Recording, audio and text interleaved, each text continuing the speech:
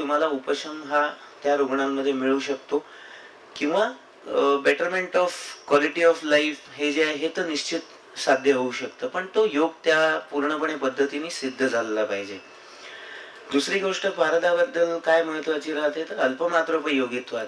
अतिशय अल्पमात्रा पारद कल्पांची लागते कम्पेअर्ड टू. म्हणजे अश्वगंधा तुम्हाला एखाद्या रुग्णाला द्यायची असेल, समजा की तुम्ही अश्वगंधा दौर्बल्यामध्ये वापरणार असाल तर किमान तुम्हाला बघा दिवसातून 1-1 ग्रॅम 3 वेळा दिलीत किंवा अश्वगंधा रिष्ठ 10-10 ml 3 वेळा दिलं. पण त्याचबरोबर जर का तुम्ही रससिंदूर वापरलात तर तुमचं 5 ml डोस मध्ये काम निघून जातं. कारण उरलेला जो कार्यभाग आहे हा पारदाचं योगवाहित्व जेव्हा त्या अश्वगंधे बरोबर असेल, शतावरी बरोबर असेल, यष्टी बरोबर असेल, कवच बीजा बरोबर असेल, ते त्या गुणांचं अभिवहन करून योग्य भावांपर्यंत पोहोचवतो. त्यामुळे अल्पमात्रोपयोगित्वात. दुसरा अरुचेर प्रसंगता. बऱ्याच औषधांमध्ये अवलेहांमध्ये बघतो आपण की अवलेह फार अव्यवहारिक बघितलं आपण, पण प्रत्येक रुग्णाला ती त्या प्रमाणात खाता येत नाही.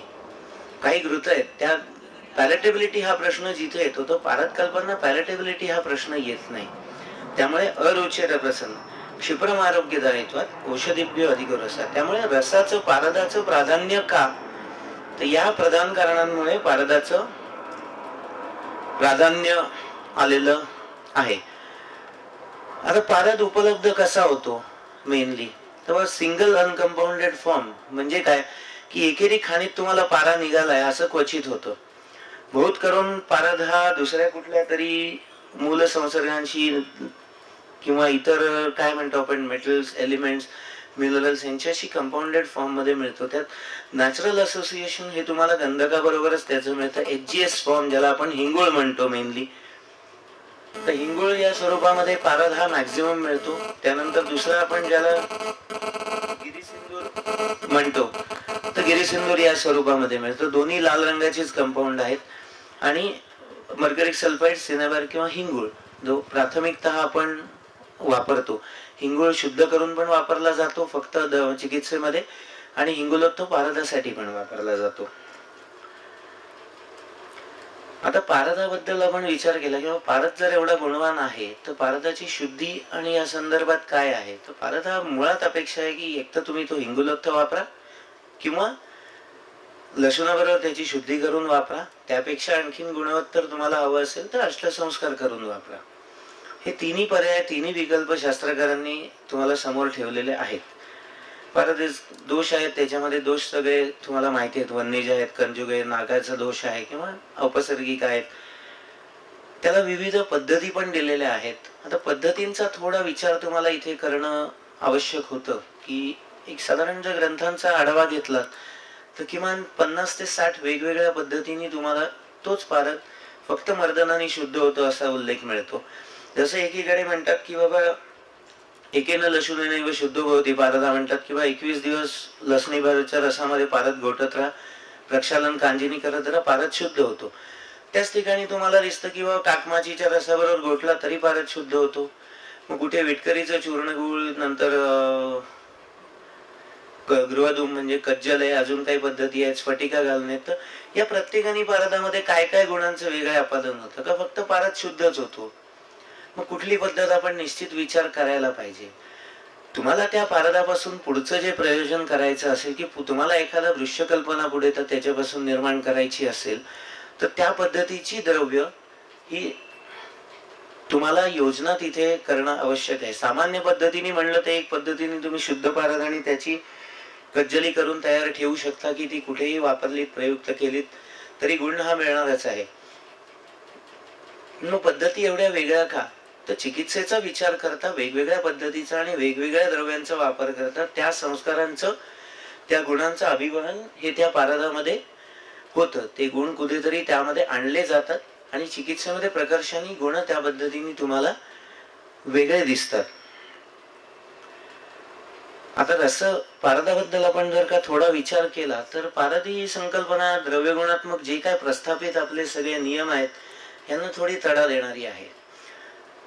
सगळ्यात घन म्हणजे ज्याला स्पेसिफिक ग्रॅव्हिटी आपण म्हणतो की पाण्यापेक्षा 13.6 13.6 ही स्पेसिफिक ग्रॅव्हिटी म्हणतो की पाण्यापेक्षा 13.6 पट जड असून द्रव स्वरूपात असणारा पदार्थ. द्रव्यगुणात्मक विचार जर का आपण केलं तर म्हणायला द्रव आहे पण द्रवगुणाच्या प्रधान द्रव्याची जी कर्म आहेत, जसं की तृष्णाप्रशमन किंवा अक्लेदन, तर हे कर्म त्याच्या ठिकाणी होत नाही. तुम्ही एखाद्या चूर्णामध्ये पारा घातलात आणि मी त्याचा गोळा करतो म्हणलात तर तो होत नाही, पण तुम्ही पाणी घातलं तर होतं. म्हणजे द्रव असून द्रवाचे गुण तो कुठेही फॉलो करत नाही. तिसरा जर का बघितलं तर एवढा स्थूल आणि एवढं गुरुत्व असून तेवढाच सूक्ष्म, म्हणजे कज्जली जेव्हा आपण करतो तेव्हा सूर्यप्रकाशामध्ये पण फारच तुम्हाला दिसत नाही, एवढं सूक्ष्मत्व त्याला येऊ शकतं. त्याला मायक्रोफाईलनेस आपण म्हणू शकतो. किंवा पारत धुता जेव्हा तुम्ही, तेव्हा तो जलगती, हंसगती या ज्या गती सांगितलेल्या आहेत, तेव्हा आता पाण्यावरती तरंगत तरंगत पारा बाहेर जातो. म्हणजे पाऱ्याचे मायक्रो ड्रॉपलेट सारखे चिकटून चिकटून एकमेकाला वरून जर तुम्ही लक्ष नाही दिलं तर पाणी सोडलं की त्याच्याबरोबर वाहून तो निघून जातो. एवढा गुरु पदार्थ हा एवढ्या सूक्ष्म स्वरूपाला पण जाऊ शकतो की गुरु आणि सूक्ष्म, गुरु पदार्थाचा परमाणू ज्यामध्ये गुरु आहे प्रधान महाभूत, त्याच्यामध्ये पृथ्वी असणार आहे, त्याला सूक्ष्मत्व एवढं येऊ शकतं. म्हणजे इन इटसेल्फ आपण जर का बघितलं तर पारदाच्या मूल स्वरूपामध्ये सुद्धा इतका वर्सटाईलनेस आहे की जो तुमच्या सगळ्या बेसिक केलेल्या सिद्धांतांना तडे देतो. गुरु असेल तर गुरुप्रमाणे तो जर बिहेव करत असेल तर दुसरीकडे त्याचं पॅरलली बिहेवियर जर का बघितलं ते सूक्ष्मासारखं पण येतं, चलासारखं पण येतं. मग हे कुठून येतं तर पुढे येतो आपण. Can attain a certain shape, की बाबा बद्ध जर का केलात पारद, तुम्ही जारणा जर का केलीत पारदामध्ये, जारण्याचं प्रधान लक्षण काय असतं, जर तुम्ही नाग, वंग किंवा जसद कुठला धातू घेतलात, फॉर दॅट एक रौप्य जरी घेतलं, तुम्ही एक 100 ग्रॅम पारदामध्ये समजा 25 ग्रॅम नाग घातलं तर त्याचं वजन इनिशियली किती येतं, 125 ग्रॅम.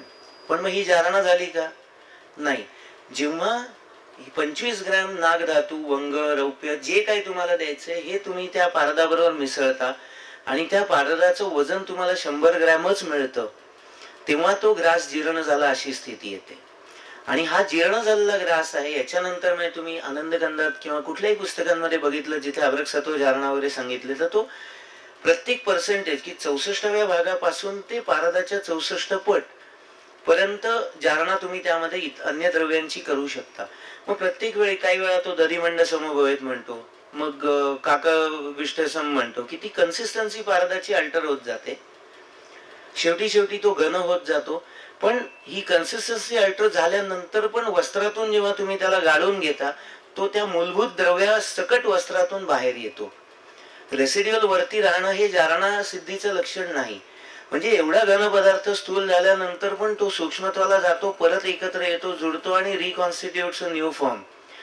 हा वर्सटाईलनेस पारदाचा घेण्यासारखा आहे की तो, म्हणजे जर आपण उत्पत्तीची स्थिती, लयाची जर का स्थिती बघितली की शरीरामध्ये जी स्थिती आहे ती स्थिती वेगळ्या पद्धतीने मॉड्युलेट करणं, रसायन गुण ज्याला म्हणतो, त्याला एका वेगळ्या लेवलला नेणं, सप्तधातूंची स्थिती आहे ती सुधारणं आणि मग स्टेटस को मेंटेन करणं, हे जे आहे हा भाग याच्या स्वभावामुळे कुठेतरी आपल्याला चिकित्सेमध्ये दिसतो.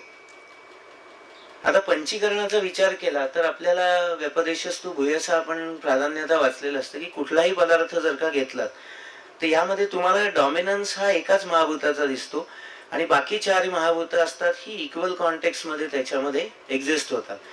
की पाणी घेतलं तर पाण्यामध्ये तुम्हाला द्रव महाभूताचं, आप महाभूताचं प्राधान्य मिळतं आणि बाकीची 4 महाभूत हे ती सप्तली किंवा गौण स्वरूपामध्ये त्याच्या ठिकाणी अस्तित्वात असतात.